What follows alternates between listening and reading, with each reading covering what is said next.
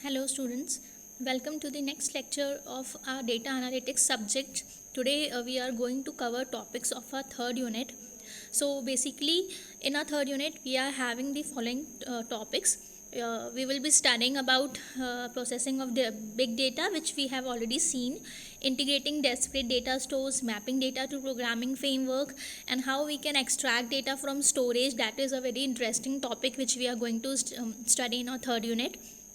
The next important step in case of data analytics, while we are extracting data from storage, the next step which is very important comes the transforming and subdividing data for Hadoop map cluster. So today's topic of discussion will be big data as an opportunity, why we are considering big data as a very good opportunities nowadays. Then we will also see how the data is actually stored in data nodes. See, until yet in every lecture we have talked about that data is stored in data nodes in Hadoop, and when we are talking about big data, it is being stored in Hadoop and we are not using a traditional database system, right? So this was the story behind the traditional database system, and basically behind the big data, why we are using big data. So in this particular topic we will see how data is actually stored in data nodes and how Hadoop is going to cope up with the data failure problem. Because we all know, as data is stored in data nodes, it will definitely face some issues which includes data failure also. So that is the main question which is under consideration, or which is the highest cause of concern, that how Hadoop is going to face this problem, or it is going to cope up with this problem of data failure. So let's study in detail.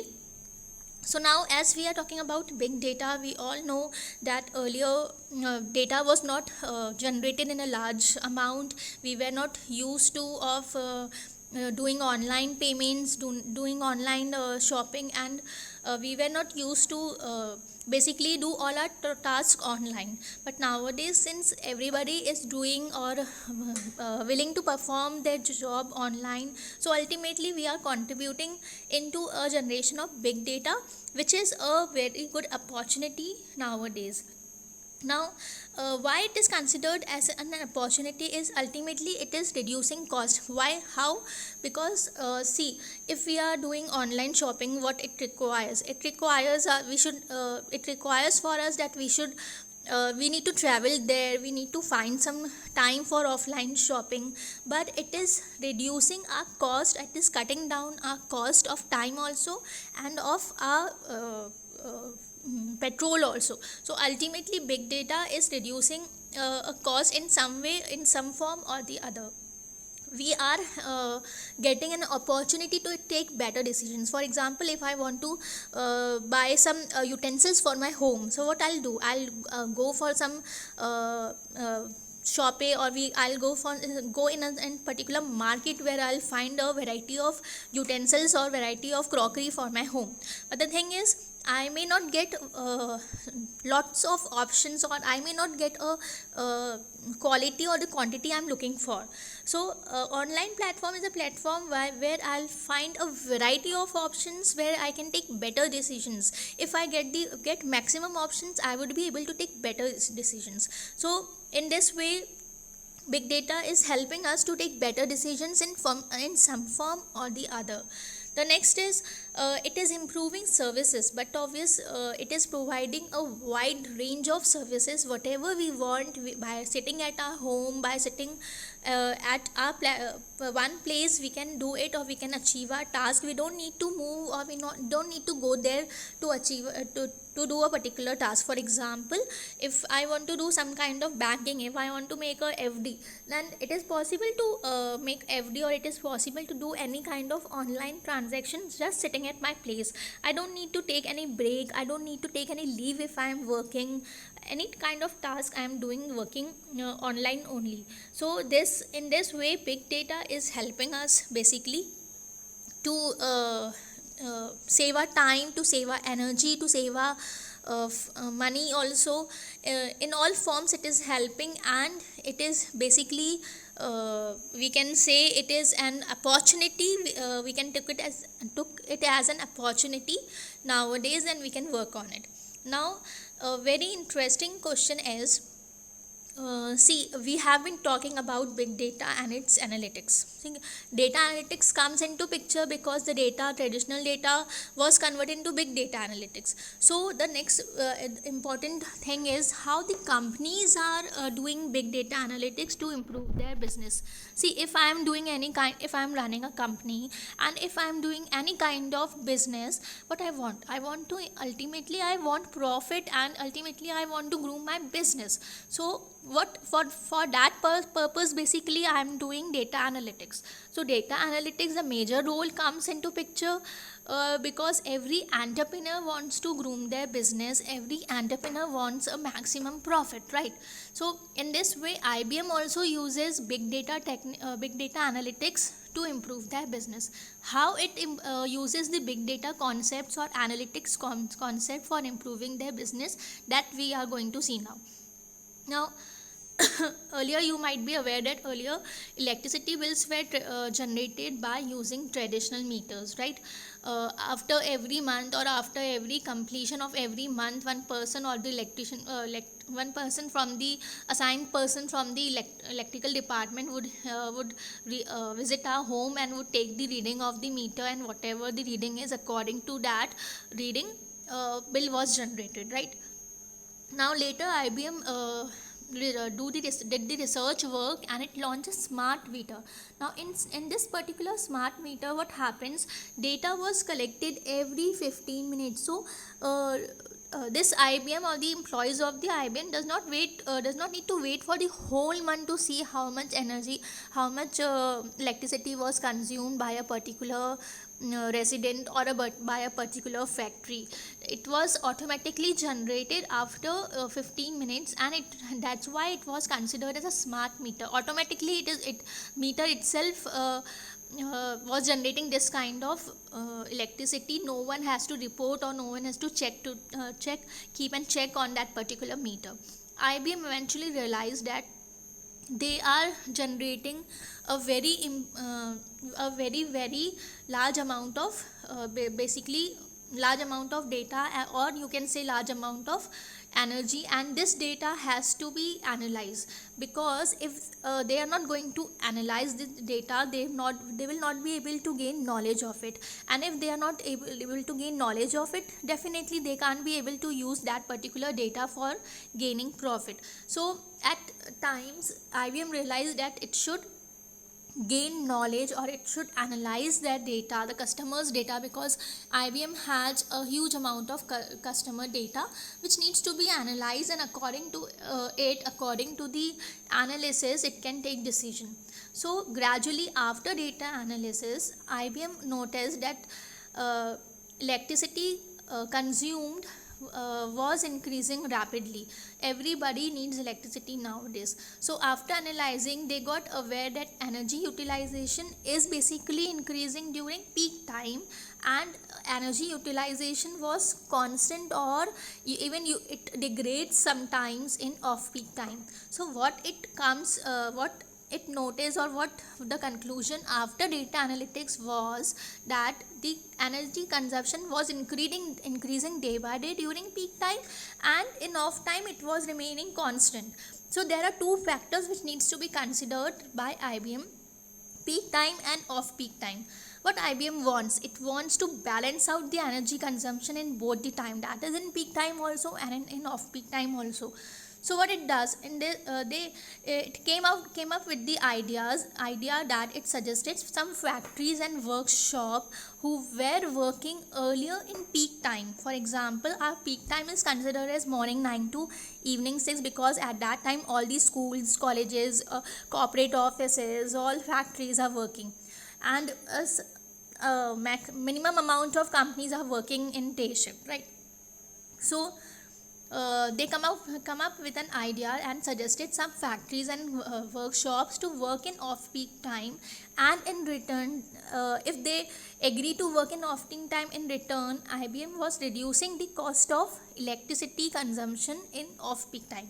So if I'm owner of a company, and earlier if I used to run my factory in the peak time, and if I'm getting the profit that in off-peak time the cost of electricity may get reduced, then it would be easier for me and it would be affordable for me to run my factory during off-peak time. So in this way, IBM did the big data analytics of the customer. It analyzed and it find out that the off-peak time companies are not working, and hence energy consumption is not so much, and in peak time companies and factories are working in a large amount and energy consumption is very high. So to balance the energy consumption in off-peak time and in peak time, what it does basically it reduces the cost of electricity generation in off-peak time. In this way, many companies and factories and workshops were attracted or were happy to move or shift their time from peak time to off-peak time, and in this way it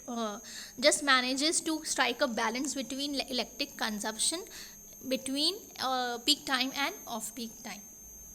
So this was the example of IBM, basically how IBM is using data analytics concept, how it is analyzing its data of customers, and how it is basically after analysis it is doing, or it is helping IBM for grooming its business. Next comes the topic how data is actually stored in data nodes. Now we have already studied that we have HDFS, Hadoop Distributed File System, in which Hadoop is basically going to store its file. We have already studied what is name node, what is data node, so that portion I am not repeating again. See, in this particular HDFS, basically whenever we are doing any kind of analysis on Hadoop stores its data in data nodes, and it is a Hadoop platform. As you can show in the figure, we have already studied the main architecture of Hadoop, which comprises of name node and data nodes, and what are the functions and duties performed by name node and data node. That portion also we have already studied, so I am not repeating that particular topic. Now, since each file is stored in data nodes as blocks. Now if I am talking that I am store a particular file in Hadoop, what I am doing, I am storing this file in Hadoop in HDFS, which is known as Hadoop Distributed File System, in which basically files are stored. Now when I am talking that I may need to store a file in HDFS, what I may need to do, I need to store those files as blocks. Okay. The default size of each blocks is 128 MB in Hadoop. This is the default size which remains constant for every file.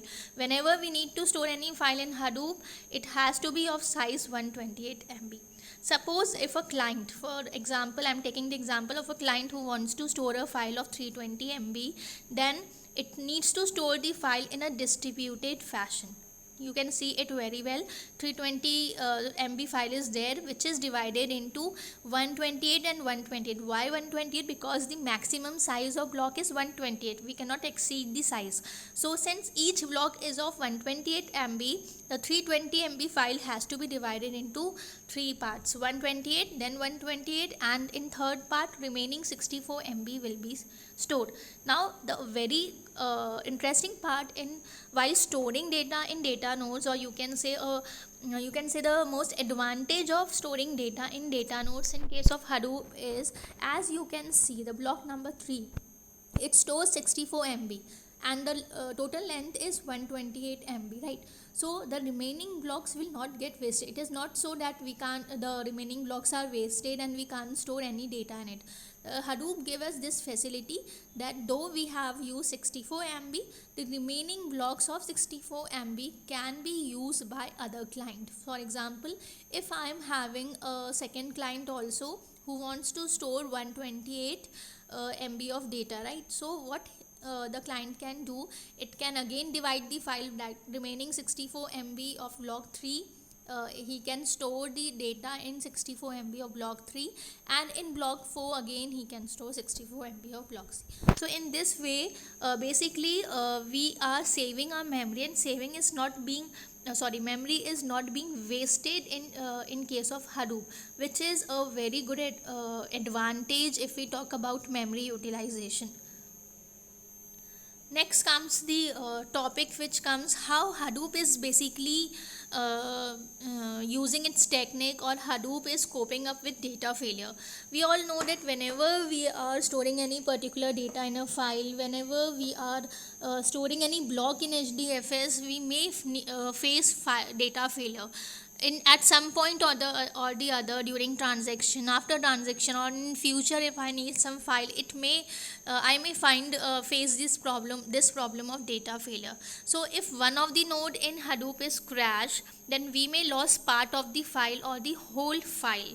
Now we can take this example. We have a file xyz and it is stored in blocks A, B, C. So what Hadoop does is it stores a file, and it basically stores its file in three different data nodes. So if it is storing a file in three different data nodes, and if one of its nodes gets failed, then it is not difficult for Hadoop to retrieve the file from the second data nodes. For example, if I am having a file xyz and in Hadoop I want to store this file in xyz, now what I need to do, as we have studied now only, that file xyz has to be stored in blocks.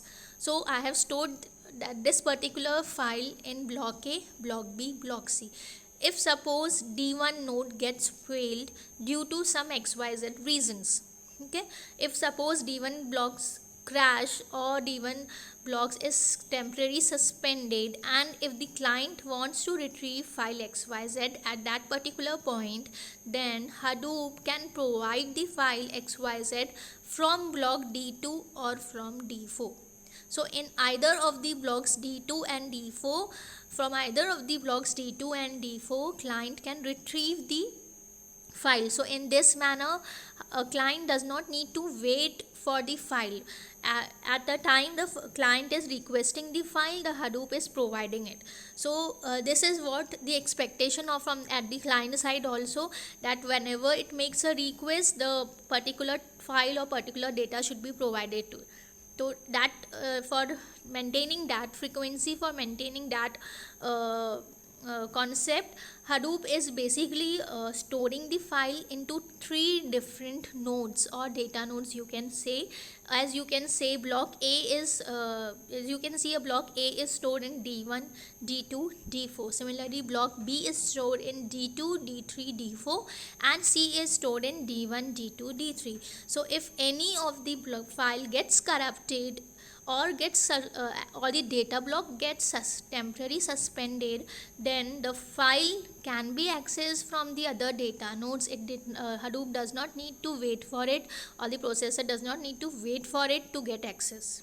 Okay, so in this way, basically Hadoop is coping up with data failure. Whenever it faces this problem of data failure, it is able to retrieve the data from the other data nodes. Okay, so I hope it is all the concepts are clear to you. In our next lecture, basically we will move further with the topics which we are going to study in our third unit, and we see how actually Hadoop is going to cope up with many different concepts or many different failures which were earlier we faced during traditional database. So I hope it is pretty clear to all. We'll see you in the next lecture. Thank you.